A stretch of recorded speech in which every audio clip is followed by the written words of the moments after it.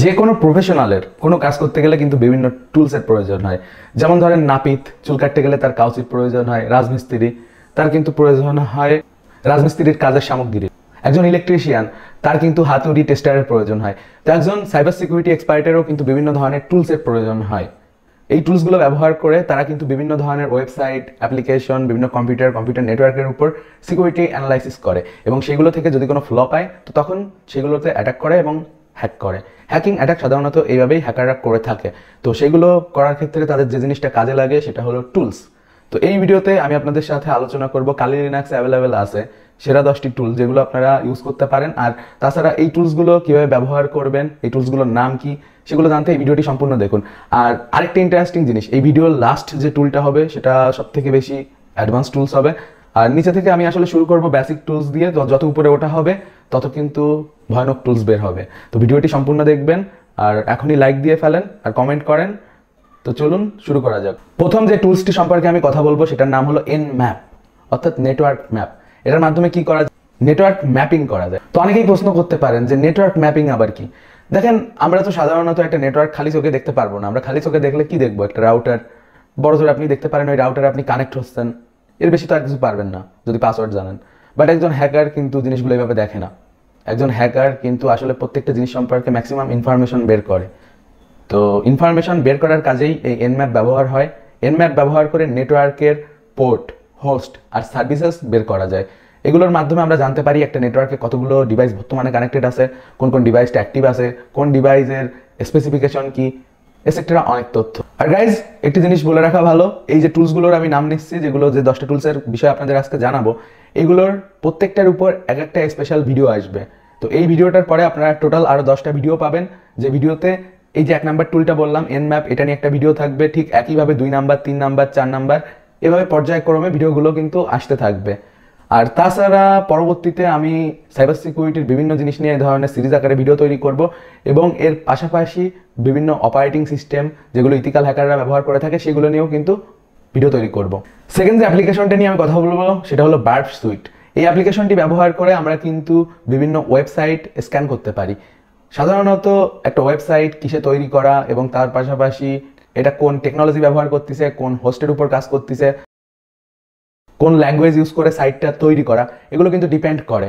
কারণ ধরেন একটা ওয়েবসাইট পিএইচপিতে তৈরি করা, তো ওটাই যদি আপনি এইচটিএমএল এর প্ল্যানিং নিয়ে অ্যাটাক করতে চান তো তখন তো কাজ হবে না ভাই। তো তখন আপনাকে কিন্তু পিএইচপিও জানা লাগবে। তো টুকটাক এইগুলো না জেনেও কিন্তু আপনি টুলস ব্যবহার করে অনেক কিছু ফাইন্ড আউট করতে পারেন। আপনি একজন বিগিনার হিসেবে তো শিখতেই পারেন, পরবর্তীতে অ্যাডভান্স যখন হবেন সেটা তো পরের বিষয়।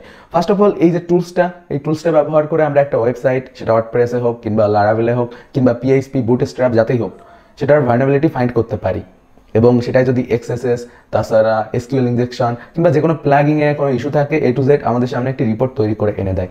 এটা অনেক ইফেক্টিভ টুল আর এটা নিয়েও পরবর্তীতে একটা বিস্তারিত ভিডিও আসবে। 3 নাম্বার যে টুল সেটা হলো ওয়ারশার্ক। 1 নাম্বার টুলে আমি তো Nmap এর কথা বলছিলাম, ওটা দিয়ে নেটওয়ার্ক স্ক্যান করা যায়। তো নেটওয়ার্ক স্ক্যান করে আমরা কিন্তু ফাইন্ড করতে পারি কোন কোন ডিভাইস কানেক্টেড আছে। কিন্তু একটা ডিভাইস আরেকটা ডিভাইসের সাথে যখন কমিউনিকেট করে প্যাকেটের থ্রু, ওই প্যাকেটটা কিন্তু আমরা Nmap দিয়ে দেখতে পারতাম না। আর যদিও আমরা ওয়ারশার্ক দিয়ে তো আর নেটওয়ার্ক স্ক্যান করতে পারি না, এটা দিয়ে আমরা নেটওয়ার্কের প্যাকেটগুলো দেখতে পারি, প্যাকেট স্নিপিং করতে পারি, প্যাকেট অ্যানালাইসিস করতে পারি। তো প্যাকেট অ্যানালাইসিস করে কী লাভ হয়?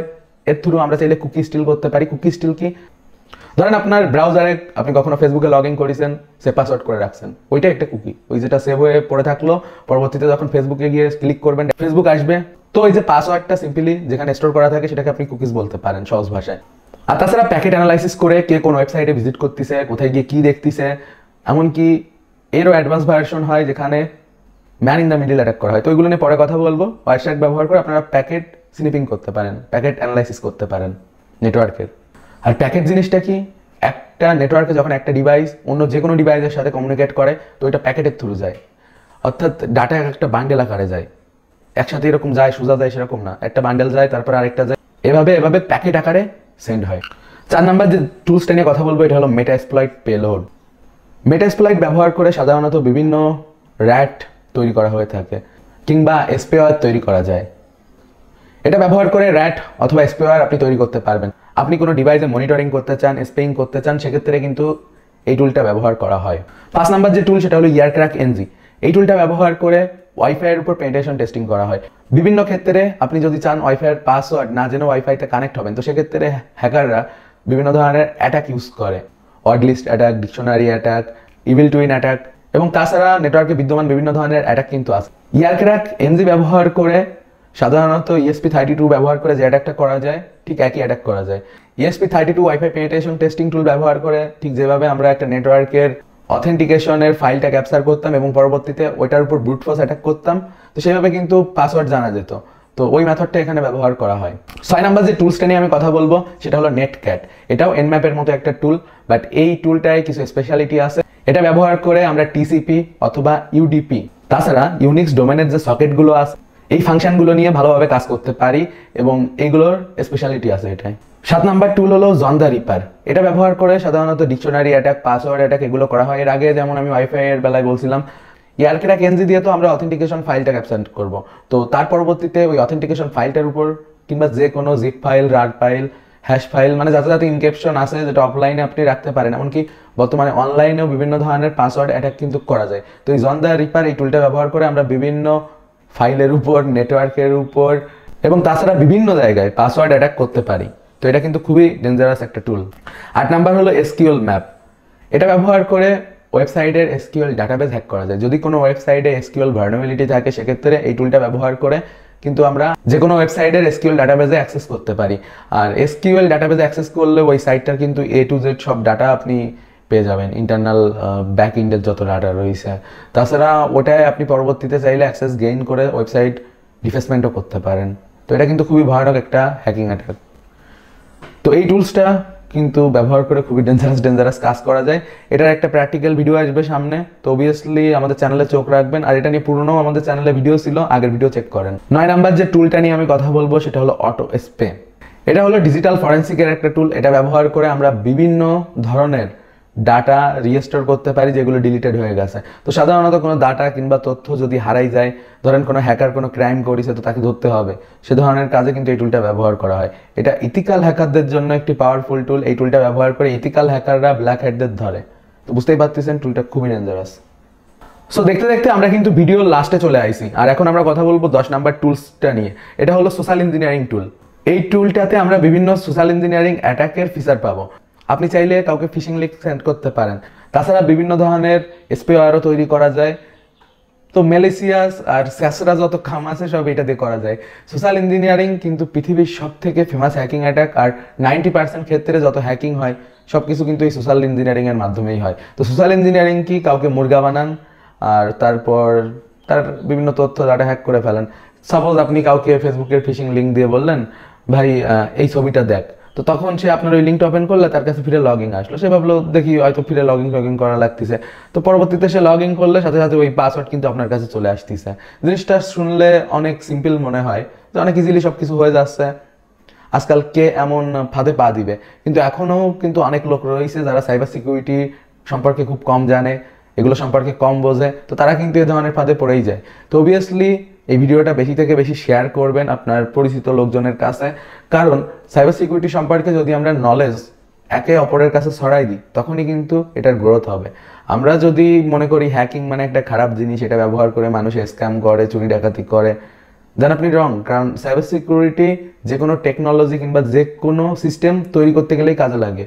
এটা যদি আপনি সঠিকভাবে ম্যানেজ না করতে পারেন, সিস্টেম, ডিভাইস, নেটওয়ার্ক কোনো কিছুই সিকিউর রাখতে পারবেন না। আর আমাদের এই সম্পর্কে যত বেশি অ্যাওয়ারনেস থাকবে আমরা কিন্তু ততই সচেতন হতে পারবো। যেমনটা আপনারা জানেন যে ইউটিউব এবং ফেসবুকে কমিউনিটি গাইডলাইনের কারণে আমরা চাইলে পেনিট্রেশন টেস্টিং এর প্র্যাকটিক্যাল ভিডিও আপলোড করতে পারি না। তো এই জন্য আপনি যদি আরো অ্যাডভান্স পেনিট্রেশন টেস্টিং শিখতে চান, ইথিক্যাল হ্যাকিং শিখতে চান, তাহলে technicalbangla.com ওয়েবসাইটে ভিজিট করুন। আমাদের ওয়েবসাইটের সকল কোর্সগুলিতে আপনি প্রফেশনাল ইথিক্যাল হ্যাকিং এর বাংলা টিউটোরিয়াল পাবেন এবং প্রত্যেকটি কোর্সে আপনি ভিডিও পাবেন। আমাদের ওয়েবসাইটে ভিজিট করলে আপনি কারিকুলাম দেখতে পারবেন, কোন কোর্সে কি কি ভিডিও রয়েছে এবং এর পাশাপাশি কোন ভিডিওর ডিউরেশন কতটুকু, তাছাড়া কোর্সের স্টুডেন্ট রিভিউ কেমন। আমাদের ওয়েবসাইটের মাধ্যমে আপনি টারমাক্স, কালি লিনাক্স এবং তাছাড়া লিনাক্সের বিভিন্ন টুলসগুলো ব্যবহার করে প্রফেশনাল ইথিক্যাল হ্যাকিং শিখতে পারবেন। আমাদের কোর্সগুলির সাথে আপনি লাইভ সাপোর্ট পাবেন।